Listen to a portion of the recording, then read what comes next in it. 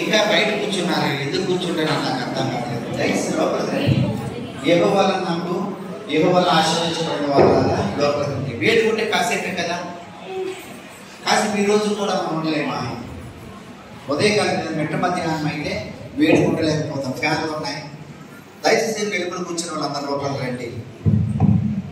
ఆరోగ్యవంతులు దేవుడిచ్చిన ఆరోగ్యాన్ని బట్టి లోపల చాలా సమయం ఉంది, లోపలికి రావాల్సిన మనం చేస్తున్నాం.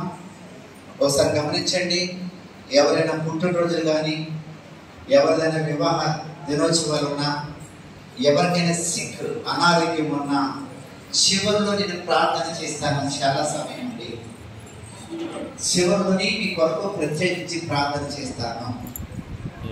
గమనించండి, మరొకసారి చెప్తున్నాను, ఎవరికైనా ఏమైనా ప్రత్యేకమైన ప్రార్థనలు కావాల్సిన వారు చివరిలో రండి, మీ కొరకు ప్రార్థన చేస్తాను. ఈ విషయం గమనించి వెళ్ళిపోకుండా మీకు నిజంగా ప్రార్థన అవసరం ఉన్నవారు నాతో మీరు ప్రార్థన చేయించుకోవాలి. సాక్షికి వీడియో ఆన్లైన్ అండి, నమ్మురా సాక్షిలో చేయనండి.